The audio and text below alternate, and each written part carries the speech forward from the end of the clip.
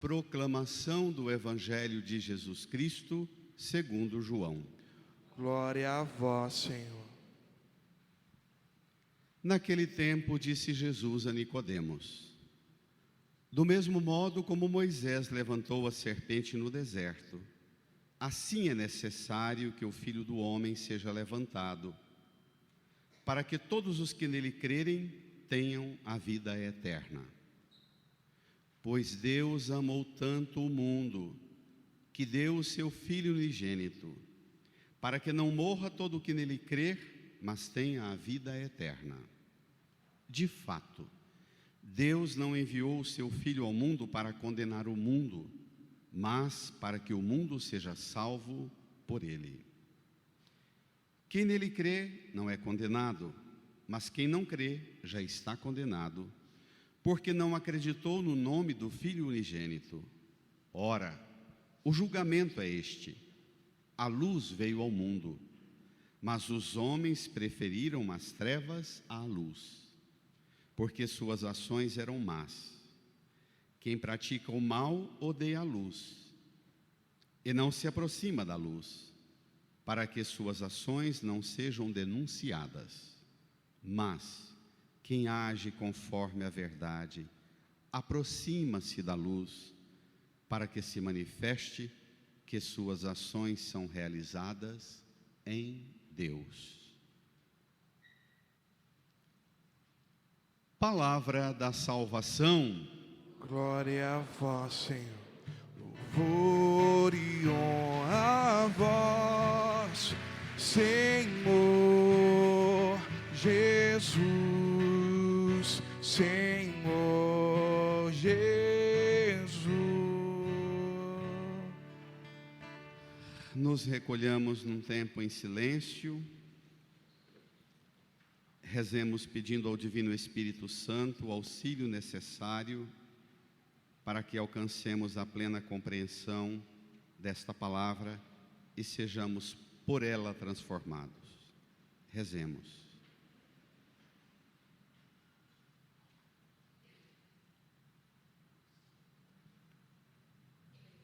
Amém.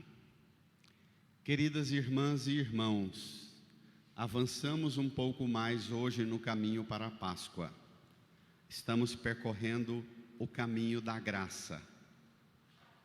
A salvação, tudo quanto recebemos de Deus, a palavra de Deus hoje que acabamos de ouvir, recorre sempre a este argumento: é dom de Deus, é graça, para que ninguém se vanglorie, para que ninguém se glorie, para que ninguém se orgulhe do que é e do que consegue fazer. É graça. O evangelho que nós temos aqui, já tome lá no seu folheto, número 10. João capítulo 3, versos 14 a 21.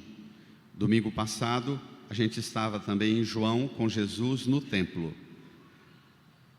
Passado aquele alvoroço de Jesus no templo com o chicote, hoje ele é surpreendido com uma visita ilustre. Vamos lá?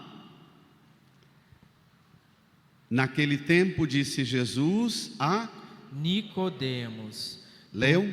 Do mesmo modo como Moisés levantou a serpente no deserto, assim é necessário que o Filho do Homem seja levantado, para que todos os que nele creem tenham a vida eterna. Permitam-me situá-los nessa figura importantíssima, Nicodemos.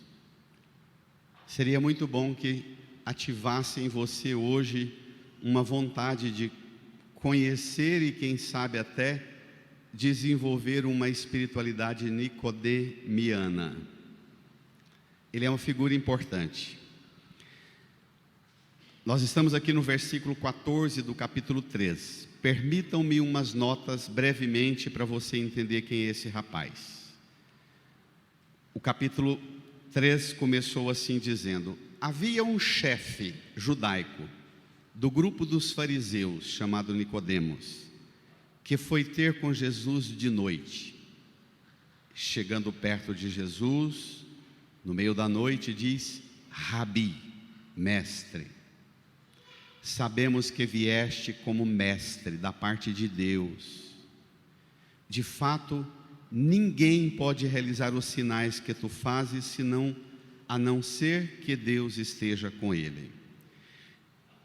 Esse Nicodemos, chamado de chefe, fariseu, pertencia a um grupo de elite em Israel no tempo de Jesus.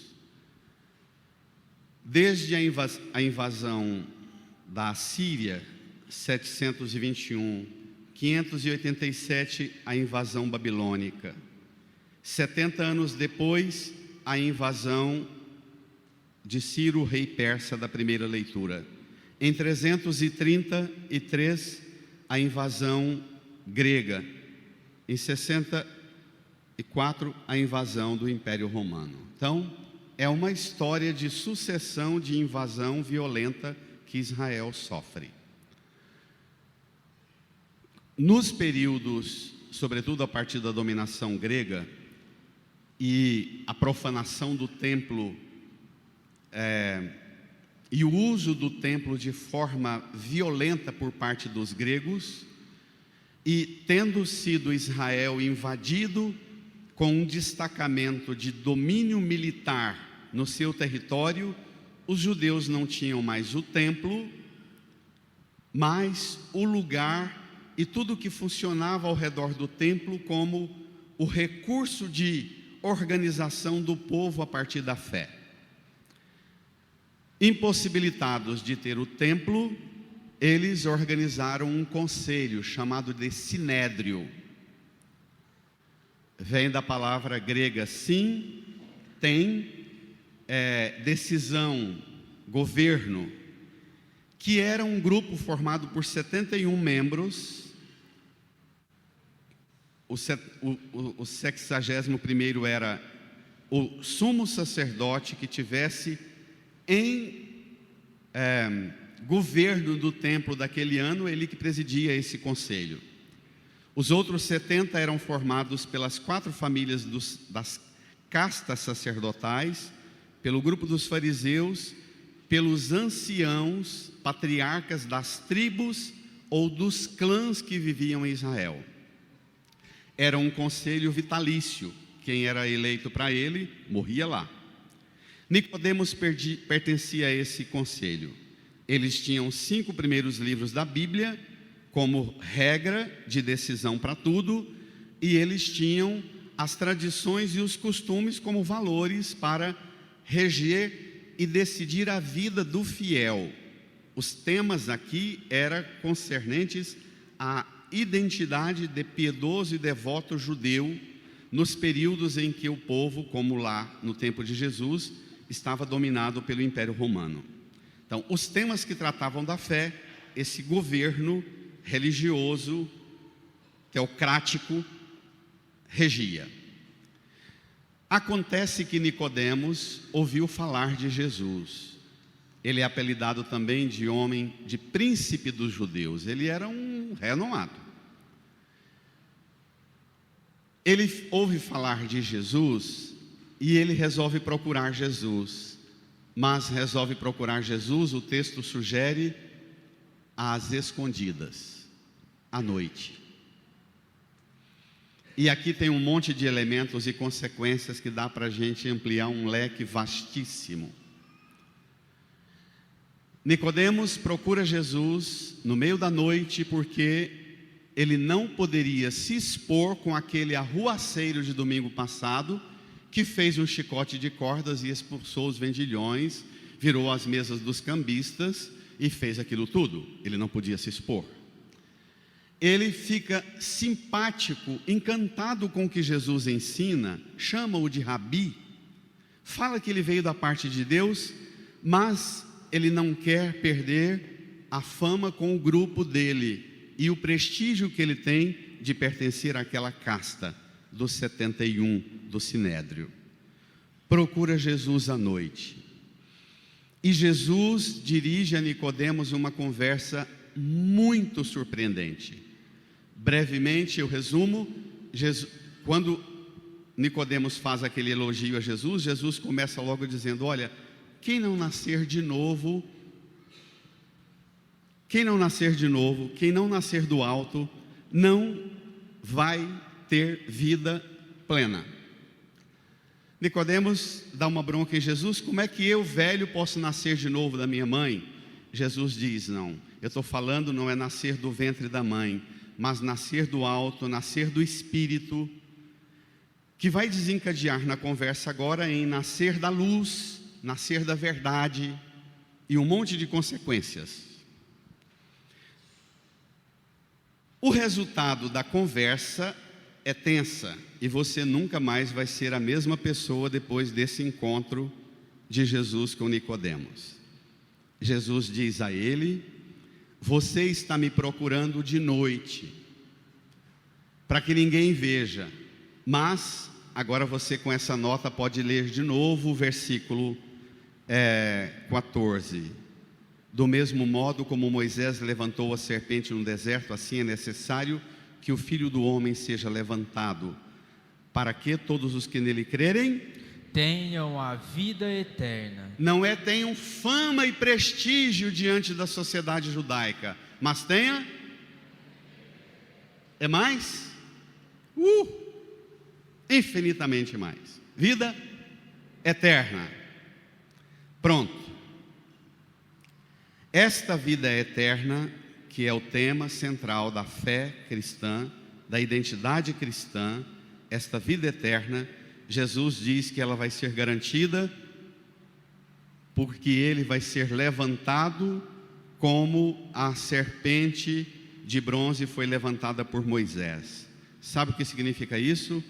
Ele está dizendo para Nicodemos: você está me procurando de noite às escondidas, mas vai chegar um momento em que eu vou ser condenado, inclusive pelo seu conselho, o Sinédrio. O Sinédrio poderia condenar alguém à morte, por várias razões do livro do Levítico, Deuteronômio e Números. Poderia ser condenado a apedrejamento, não poderia ser condenado à crucifixão, mas aí o Sinédrio vai recorrer ao tribunal do Império Romano, para condenar Jesus à morte na cruz. E Jesus diz que o Nicodemos que o procura de noite às escondidas, verá Jesus ser levantado, pregado na cruz, com coroa de espinhos, todo tomado de feridas, do meio-dia até as 3 da tarde, e ele resplandecerá nesta cena em plena luz do dia, para que todos os que nele crerem tenham a vida eterna. E diz Nicodemos: se você quiser ter vida eterna, você vai ter que se expor na frente dos outros e vir a mim, para encontrar em mim, na cruz, o que você não está encontrando no apoio que você tem na lei, na tradição religiosa, nos costumes, nas práticas das normas e das regras, dos valores e tradições religiosas. Porque qual é o problema do Nicodemos? Quando é que ele procura Jesus? Que horário? À noite. À noite, ao menos antigamente, era hora de fazer o quê? Dormir. Acontece que Nicodemos não tinha um sono bom. Deitava e o sono era perturbado, aflito, inquieto. Vira para lá, vira para cá, e a cabecinha não sossega e não quieta. Nicodemos tem um amparo legal de 1000 anos da história de Israel, da Torá, da tradição, do culto, da norma, da regra, mas ele no meio da noite sente que aquilo não responde aos anseios mais profundos que perpassam a sua alma. E ele cria coragem de procurar Jesus, porque o sono dele está perturbado. Irmã, irmão, não sei como é que é a qualidade do seu sono e dos seus sonhos. Hoje é dia de curá-las. Cuidado para você não pensar aqui que se trata apenas de o sono biológico, é mais do que isso. Aqui é linguagem simbólica para tudo aquilo que repousa e descansa você. Nós vivemos na sociedade do sono perturbado, não é? Na cultura do sono perturbado. Nós somos o povo da cultura da noite. Nós gostamos do escuro. Nós gostamos do senso falso de que temos o controle das coisas, porque está todo mundo dormindo e eu fico do jeito que eu quero.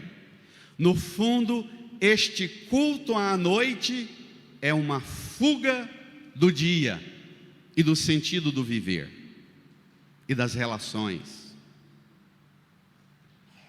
A tela, a distração, a academia 24 horas, a distribuidora de bebidas 24 horas, de comida 24 horas, os jogos de videogames, a pornografia, os sites e as bolhas dos seus blogs e grupos de WhatsApp e sites e endereços de internet que você frequenta, só naquela bolha vendo as mesmas coisas, os remédios, os energéticos, tudo pode se tornar fuga de um grande enfrentamento de Nicodemos. E hoje é dia de você enfrentar suas fugas, sejam elas quais forem. Pode ser que a sua não seja propriamente na hora do sono, pode ser que em você a desordem seja até o contrário. Eu quero só dormir, penso em mais nada, também é doença. Querer dormir demais, como não dar conta de dormir, é doença. E é preciso equilibrar isto. É preciso equilibrar o senso de uma consciência dentro de um corpo projetado para o eterno. E é disso que Jesus está falando, viver esta vida projetados para o eterno. Nicodemos, você verá que eu serei execrado na cruz, pois exatamente no momento em que eu for levantado da cruz, vai abrir para você, Nicodemos, e para todos os homens e mulheres de todos os tempos, o mistério da filiação divina. Aquele vazio que te habita, Nicodemos, e te inquieta à noite e faz você procurar por mim, esse vazio só vai ser preenchido quando você recuperar sua feição de imagem e semelhança de Deus e dentro do coração for recuperado em você o sentimento de filho de Deus. Não é um trabalho fácil. Às vezes é preciso anos e anos de tratamento espiritual, psicológico, psiquiátrico, tratamento médico, terapia de família e convivência e exercício de terapia de afeto na família, para alcançar um amadurecimento nisso. E aí Jesus vai dizer para Nicodemos por que ele vem assim e se expõe na cruz. Vamos ver?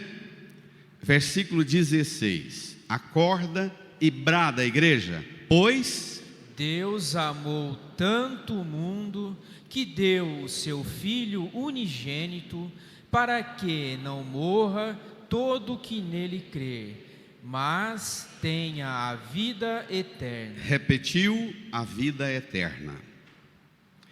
Deus amou tanto que deu para que não morra, mas tenha a vida eterna.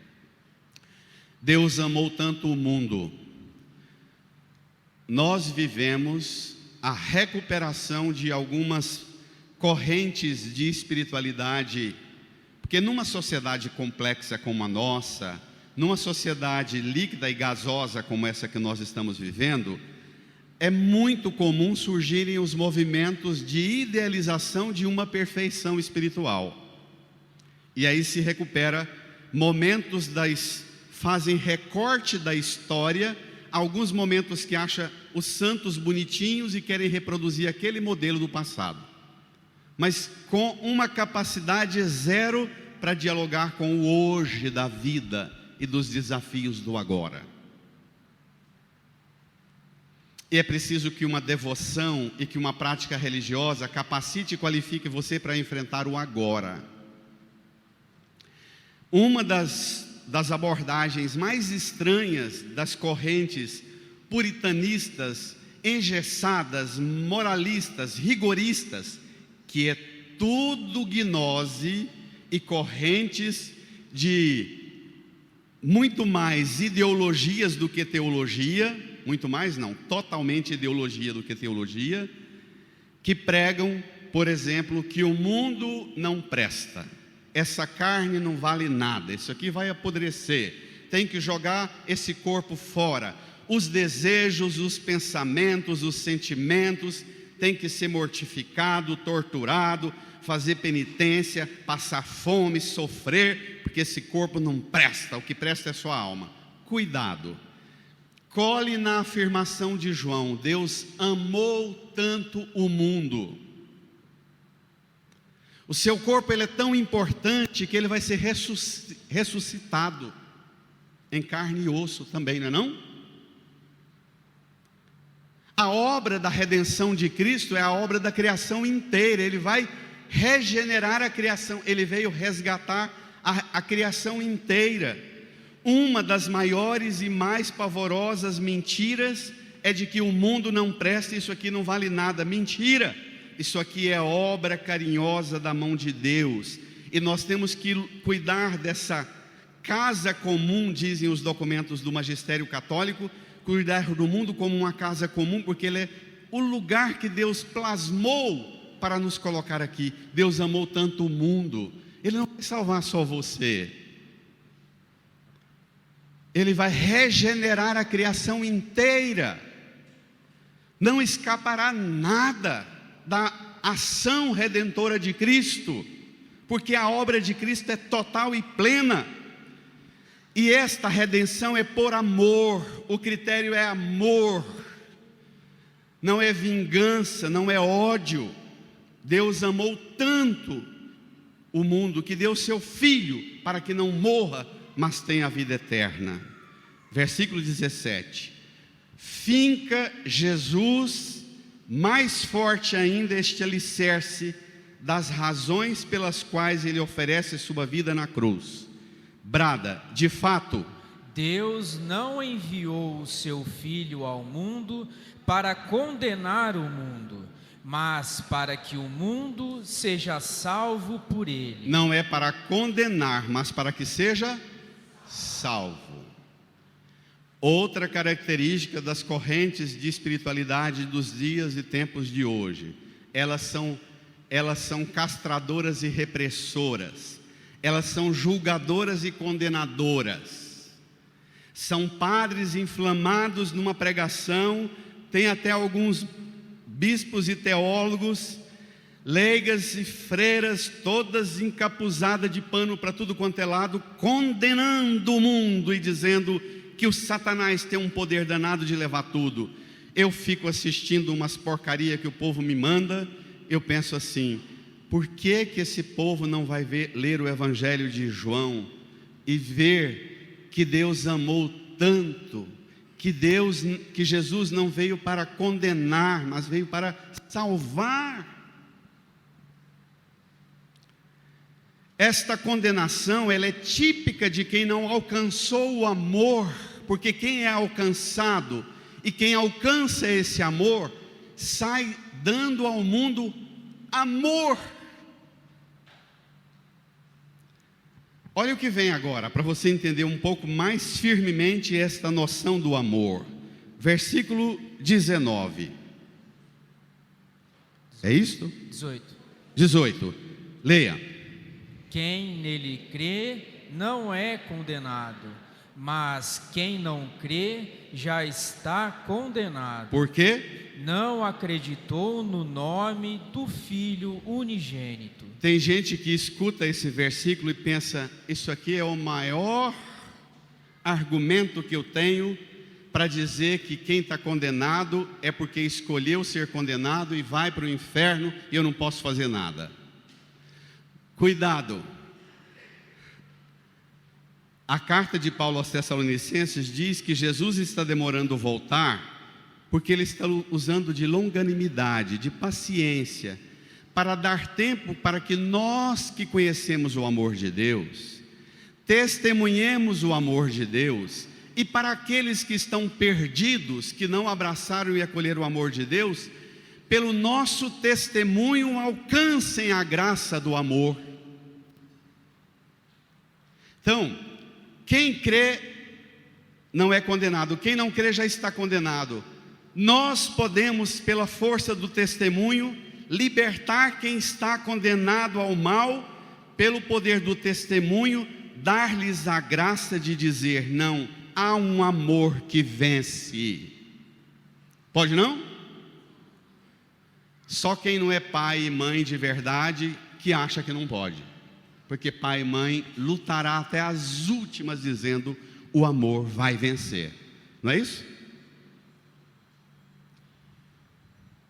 Cuidado com essa espiritualidade da condenação, do julgamento, da separação aqui na terra e já decidir quem é que vai para o inferno, quem vai para o céu. Cuidado, porque quem já está condenado porque não acreditou no nome do Filho unigênito, está na seara dos condenados, mas Jesus está demorando voltar, porque está esperando você dar o seu testemunho de amor, para que eles alcancem a graça do amor, e sejam pelo amor salvos, e não pela condenação, e não pelo medo do inferno, e nem pelo medo do castigo, mas pelo amor. Amém? Amém. Agora, nós vamos entrar em algumas coisas palpáveis, mais custosas. Vamos lá? Versículo 19. Ora, O julgamento. Brada. A luz veio ao mundo, mas os homens preferiram as trevas à luz, porque suas ações eram más. Pronto. A luz veio ao mundo, mas os homens preferiram as trevas à luz. Qual é a finalidade da pregação do evangelho e do testemunho do cristão? Pela força da pregação e pela força do testemunho, alcançar os que estão nas trevas para desejarem a luz, o que Nicodemos está. Nicodemos está nas trevas, atravessando a fronteira do pavor destas trevas, amparadas no juízo violento da lei, no poder de condenar pessoas baseado na lei de Deus a serem apedrejadas. Nicodemos está nesse grupo. E Jesus diz: olha, tem outro critério de amor que pode salvar, de luz. Irmã, irmão, o sono seu e sua noite, repito, considere esta noite o ambiente ou o momento ou a situação que restaura a sua força, o seu vigor. Como o sono é para o descanso do corpo, considere noite como esse espaço de refazer-se. Qual é o refazer-se na luz que você tem dado possibilidade para você? O Evangelho chama de trevas. A luz veio ao mundo, mas os homens preferiram as trevas. Trevas são todas as realidades que se opõem ao reino de Deus. Tudo, na sua carne, no seu corpo, na sua mente, nas suas emoções, nos seus sentimentos, pensamentos, desejos, nas suas raivas, fúrias. Tudo que em você se opõe ao reino é realidade da treva. E é preciso iluminar esta realidade da treva. E sabe como é que a gente faz? Criando coragem com Nicodemos de procurar Jesus no meio da noite, para que essa luz cause o regalo e quem sabe até o estrago que ela pode causar para a treva. Irmã, a noite de Nicodemos é a noite da humanidade, é a noite de cada uma e cada um de nós. Jesus é o homem que é luz na noite. Noite como matéria da vida, da obscuridade que rodeia você, o que habita você, aquela realidade de noite que te inquieta, que faz você incapaz de reagir e conviver tempos e tempos com situações que não deixam você avançar e progredir no sono, nos sonhos, na consciência, nas emoções, na razão, no sentido da vida, no sentido das ações. Nicodemos é modelo de âncora para um amanhecer, para uma manhã sem ocaso. Nicodemos aqui representa a mulher e o homem que deseja vencer a própria treva. Jesus inverte a busca de Nicodemos, faz grandes anúncios para Nicodemos para sacudir a noite escura de Nicodemos e aprontar para Nicodemos que uma manhã virá. Que a noite não tem a última palavra assim não. Amém? Amém. Uma manhã virá. Nicodemos é espelho de você, de mim. No seu interior há uma luz que pode ser um abismo de fuga ou um amplo lugar de expansão da grandeza do que te habita. Mas dentro de mim e de você também habita uma noite inquieta. Hoje é dia de você fazer-se a seguinte oração: bendita coragem, Senhor, que o Senhor me deu para enfrentar a minha noite obscura dos meus sonos inquietos.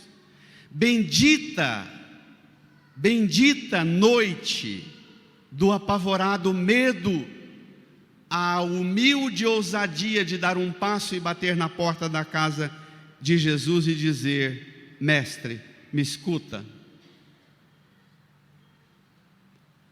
Porque nós nos acostumamos tanto, mais e mais com as trevas do que com a luz.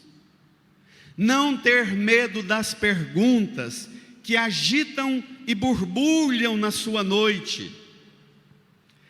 Tem que ter coragem de, diante de Jesus, reconfigurar os pilares de sua identidade.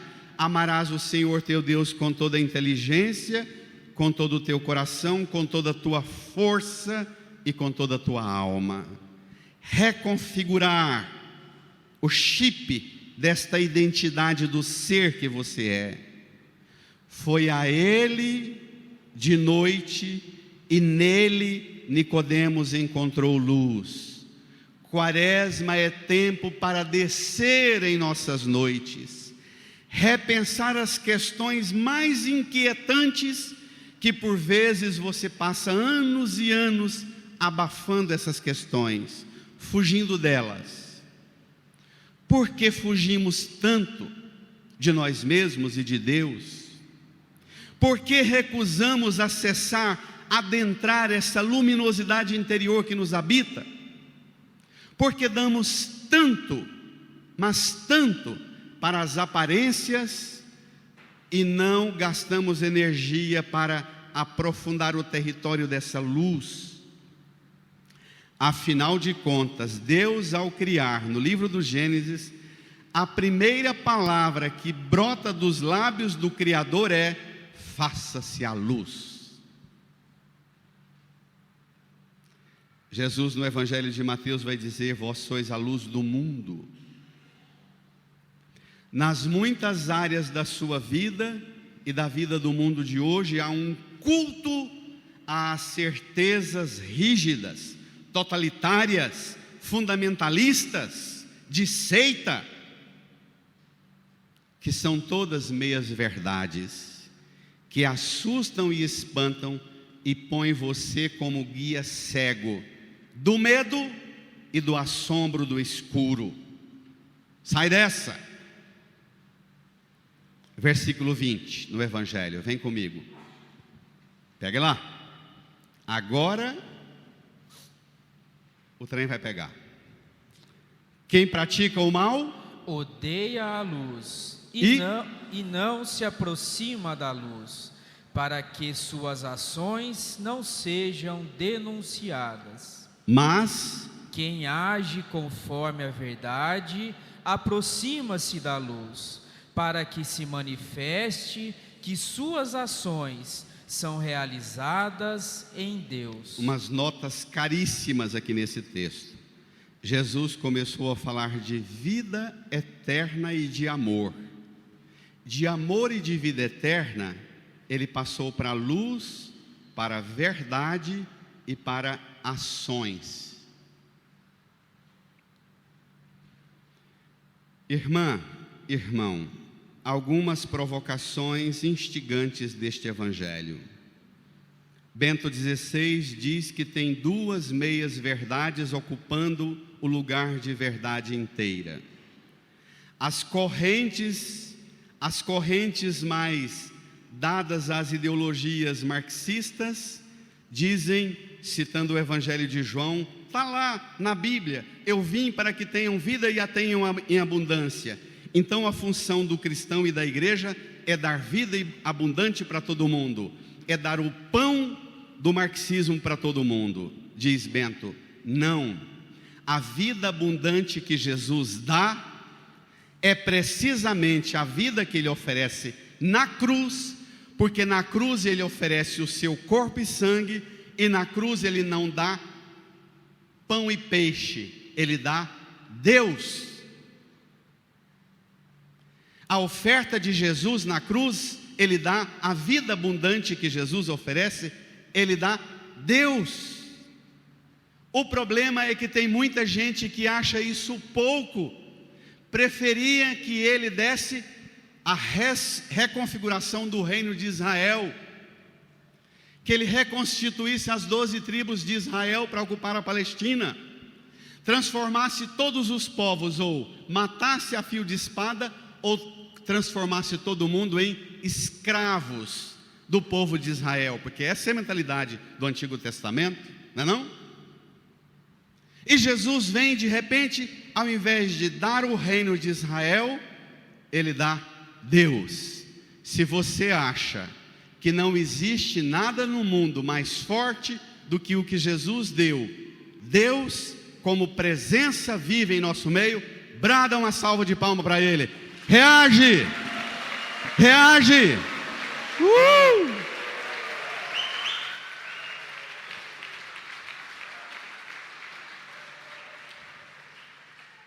Acompanhe o raciocínio. A primeira meia-verdade é que ele veio para dar vida e vida em abundância. E para aí. A segunda meia-verdade é esta do último versículo 21. Mas quem age conforme a verdade aproxima-se da luz. É muito delicado o que eu vou falar agora. Repito, o que eu vou dizer agora não é fácil de dizer. Eu pagarei as últimas consequências pelo que eu falarei.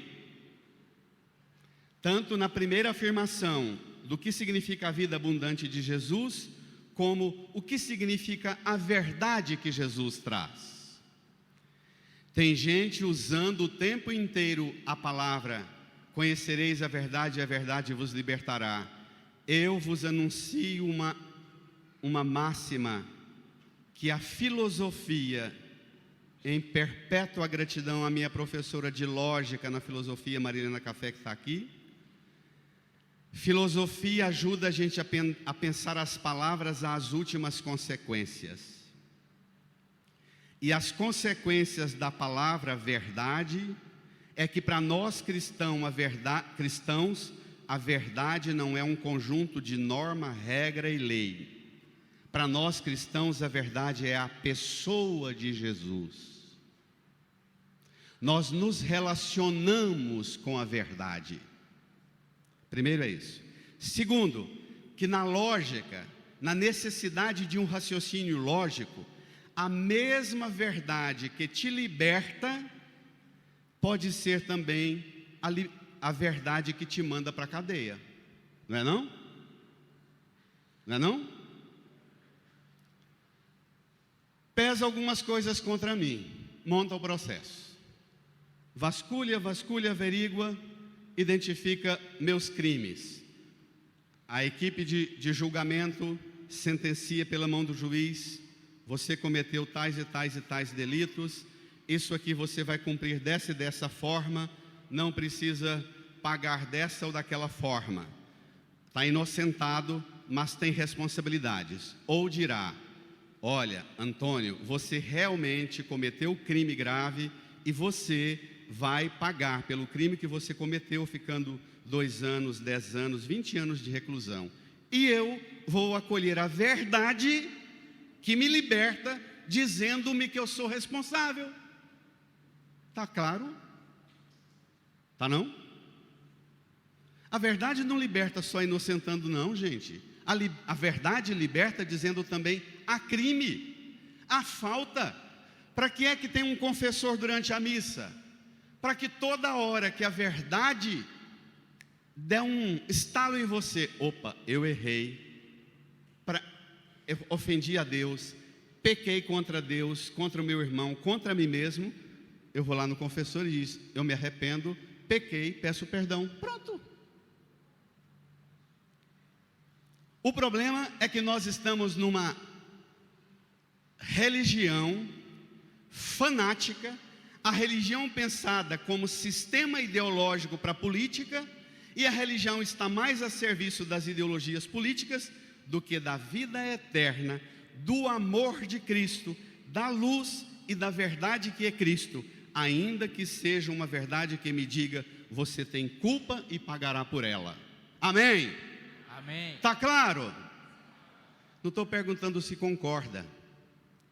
Esse raciocínio lógico da fé. E é preciso pensar a fé filosoficamente, porque o cristianismo nasce dentro do ambiente do berço das culturas mais antigas, com uma base antropológica de altíssima envergadura, para que a gente pense as coisas na limpidez da compreensão da graça de ter inteligência e não ter uma religião de fanáticos, de seita. Mas a última e mais bela sentença, vem comigo na última frase do Evangelho. O último versículo termina assim: mas quem age conforme a verdade aproxima-se da luz, para que se manifeste, bradem, que suas ações são realizadas em Deus. Realizadas em Deus. Ô igreja, reage. Realizadas em. Não é prática religiosa para fachada, não.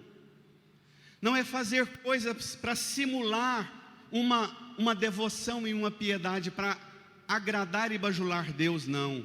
São ações realizadas nele.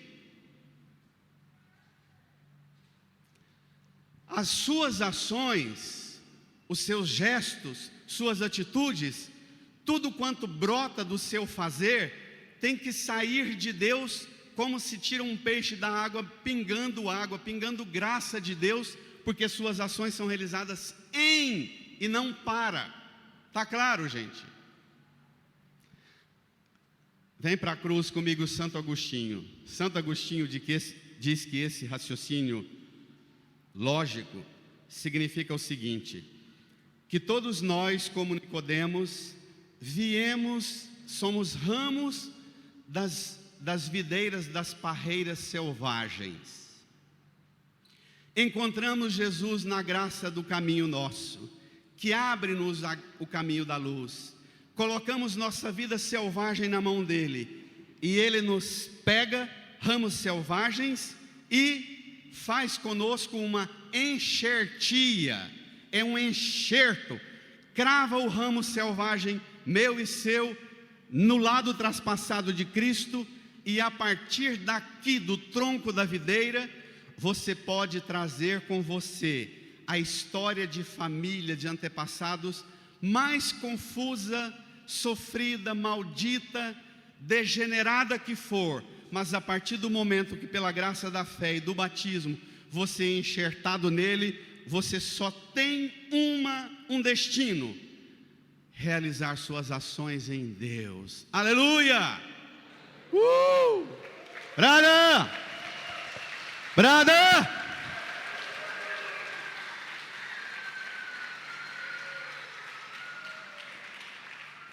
Agora, pensa, se nós já fôssemos assim, tanto que o mundo estaria melhor. Não estaria? Não, igreja? Pois é o que a gente vai pedir agora a Jesus. Você vai criar coragem de dizer para Jesus hoje o que talvez Nicodemos demorou a ter coragem de fazer. Nicodemos vai ficar tão marcado por essa conversa com Jesus, que no Evangelho de João, você pode ler lá ainda hoje à noite em casa, para preparar um bom sono, o capítulo 7, o capítulo 12 e o 19. Nicodemos vai aparecer mais 3 vezes no Evangelho de João. No capítulo 7 e 12, ele vai aparecer no Sinédrio, tentando discretamente defender Jesus, o direito de Jesus realizar o que Jesus realiza. Mas no capítulo 19, Nicodemos vai aparecer junto com José de Arimateia, um rico amigo de Nicodemos, que pelos traços também era rico. Nicodemos vai trazer o corporal, esse pano grande que a gente estende sobre o altar, chama corporal porque vem de corpo, para acolher o corpo de Jesus. Nicodemos foi o primeiro a usar o corporal. Ele vai trazer na sexta-feira santa, aqui aos pés da cruz, vai ajudar a descer o corpo de Jesus, vai abraçar o corpo de Jesus e suas feridas, e nas feridas de Jesus encontrar a cura das suas feridas, na dor de Jesus, no sangue de Jesus encontrar o preço da sua paz e do seu sono feliz. E Nicodemos, diz o texto, trouxe um linho puro e envolveu o corpo de Jesus com perfumes e aromas e o sepultou. Você imagina essa cena? Você imagina você no lugar de Nicodemos lá, pegando o corpo de Jesus, abraçando assim longamente, e dizer obrigado, obrigado, obrigado pelo preço que o Senhor pagou pela minha paz, para cessar aquelas noites inquietas e aflitas, tantas noites que eu perdi em minha vida. Abrace Jesus agora. Fique um tempo com Ele. Encontre Jesus como Nicodemos encontrou. Seja você agora, Nicodemos, num abraço carinhoso e terno, e diga a Jesus: sim, o Senhor me amou, e eu acolho e aceito esse amor como o único capaz de me dar vida eterna, luz, verdade. O único amor capaz de me capacitar e qualificar para realizar minhas ações em Deus. E se entregue também nas mãos de Jesus, rezando piedosamente. Fale com Ele.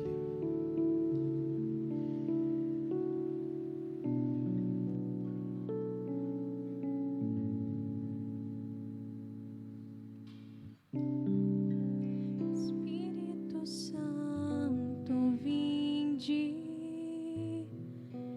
falar em mim. Espírito Santo, vinde falar em mim. Espírito Santo, vinde orar em mim. Espírito Santo, vinde orar em mim, vinde curar, vinde libertar.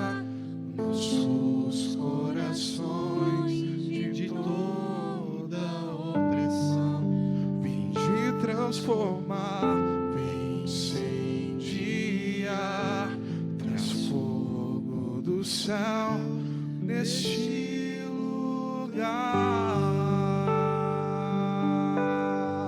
Canta, incendeia minha alma. Incendeia minha alma, incendeia minha alma, incendeia minha alma, Senhor.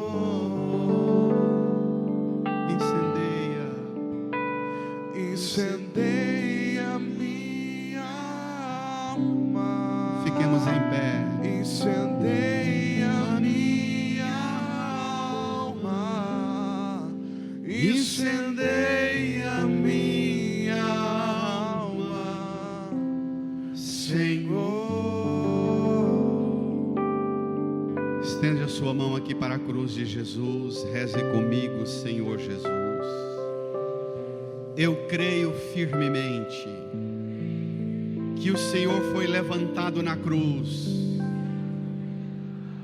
para que eu alcançasse, no poder do seu amor, da sua oferta na cruz, o preço da minha paz, da minha cura, de um sono restaurador, de uma vida saudável, de uma prática bendita, de obras abençoadas, realizadas em Deus. Sim, Jesus, eu acolho esse amor, a força deste amor, e vou realizar as minhas ações em Deus, no seu amor, e vou ser testemunha deste amor, que amou tanto, que deu, que dá vida eterna. Amém, Jesus.